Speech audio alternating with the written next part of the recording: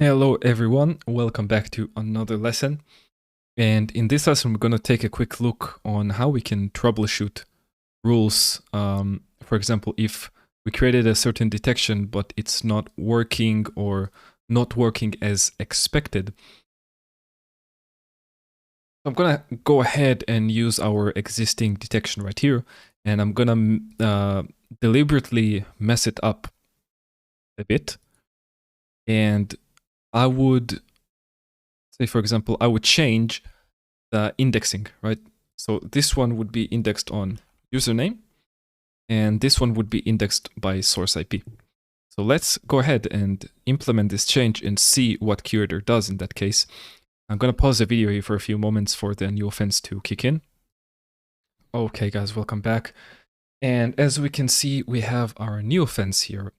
And if you go ahead and open the events, we can see that this time we are only getting events from our Windows machine, but we don't get any events from the custom rule engine.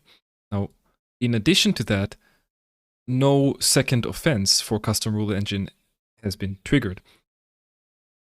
Now, the reason that this happened is because, remember, we changed our indexing to be on username, right?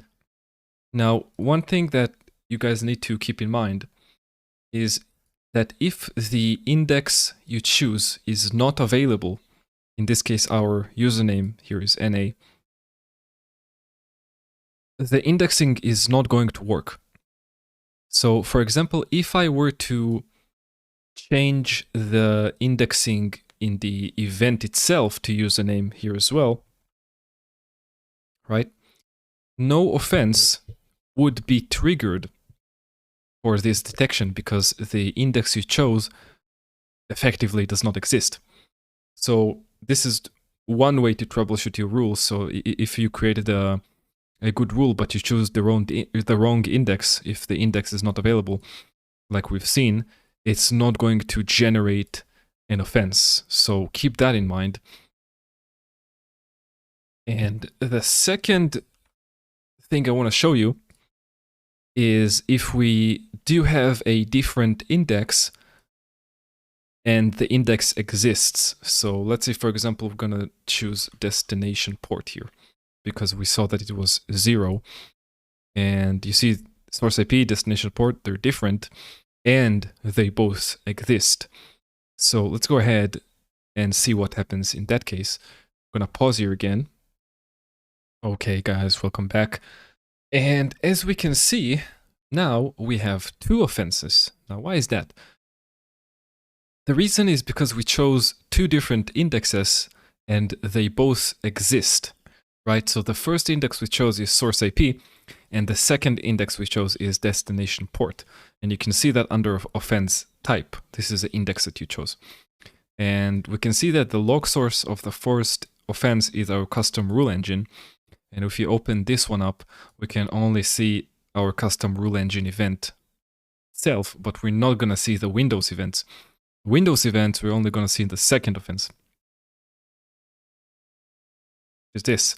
So if you have a rule and you have different indexes and they both exist, this is basically what's going to happen.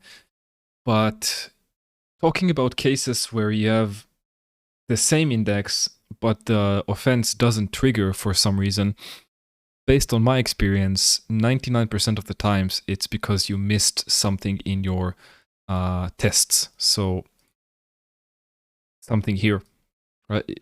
You know, it could be a small mistype, a typo, a small typo, order of the tests not being correct, case sensitivity, like we've talked about, the difference between equals any of, which is case sensitive, and contains any of, which is not case sensitive. So really make sure you pay extra attention when you are creating the rule itself to make sure that you really got it down correctly, because every small mistake or a miss that you create here can mean the difference between your offense being triggered or not. So for that video, we have covered a few common examples we can see in order to troubleshoot our detections.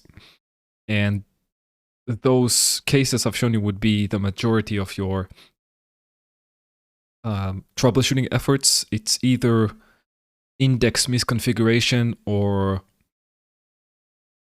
some sort of mistake in the rule itself for the vast majority of the cases. So hopefully you've learned something new from this video, and I will see you guys in the next one.